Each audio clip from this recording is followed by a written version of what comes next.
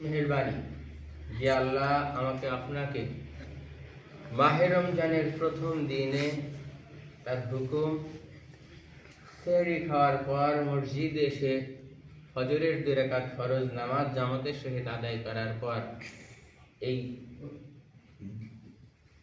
দিনই আলোচনায় বসার তৌফিক দান করলেন। এই জন্য আমরা সবাই শুকরিয়া জ্ঞাপন করে বলি আলহামদুলিল্লাহ। বুখারী শরীফের হাদিস, রাসূলুল্লাহ সাল্লাল্লাহু আলাইহি সাল্লাম বলেছেন, যে ব্যক্তি ঈমানের সাথে এবং সওয়াবের আশায় রমজানের রোজা রাখবে তার পূর্বের সব গুনাহ মাফ করে দেওয়া হয়। সুবহানাল্লাহ। কত সহজ একটা বিষয় যে কেউ যদি ঈমানের সাথে সওয়াবের আশায় রমজানের রোজা রাখে তার পূর্বের সব গুনাহ মাফ হবে।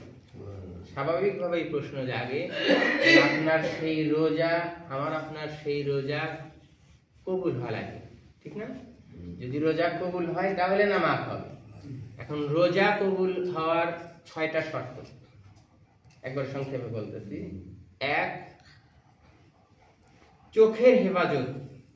আমি এই চোখ দিয়ে এমন কিছু দেখতে পারবো না রোজা রাখা অবস্থায় যেটা আমার রোজাকে নষ্ট করে দিবে, মানে অশ্লীল কিছু দেখা যাবে না, অসত্য কিছু দেখা যাবে না, ঠিক আছে? কানের হেফাজত, ইসলামে নিষিদ্ধ এমন বাদ্যযন্ত্র, এমন খারাপ কিছু শোনা যাবে না। মুখের হেফাজত, আমার এই জবান দিয়ে, মুখ দিয়ে কুকথা গীবত করা, এই কাজ করা যাবে না, ঠিক আছে?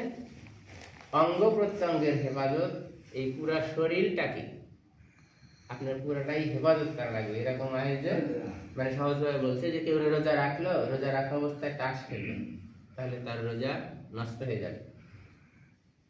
আর হালাল ভাবে উপার্জিত আয় দ্বারা তার ইফতার এবং সেহরি খাওয়া লাগবে। আর সর্বশেষ হলো রোজা রেখে তার মধ্যে অহমিকা বা এই ভাব আসা চলবে না, জমকে রোজা রেখে কত কি করে তার তুলনায় আমার রোজা ভালো, এটা কখনোই কোনো অবস্থাতেই মনে করা যাবে না, ঠিক আছে না? আর সর্বশেষ হলো যে ইফতারের সময় এতটুকু এই লজ্জিত নত ভাব হওয়া যে আল্লাহ, এই রোজা রাখা অবস্থায় যা করার কথা আমি সেই কাজ করতে পারি নাই, এরকম ত্রুটি হয়ে গেছে। এই ভালো রোজার সাথে আমার ত্রুটিপূর্ণ রোজাও যেন আল্লাহ কবুল করে না, ঠিক আছে না? আল্লাহ পাক আমাকে আপনাকে সহিষ্ণুভাবে রোজা রাখা এবং রোজার যত হক সেটা যেমন আমি আপনি আদায় করতে পারি, আল্লাহ কবুল করুক।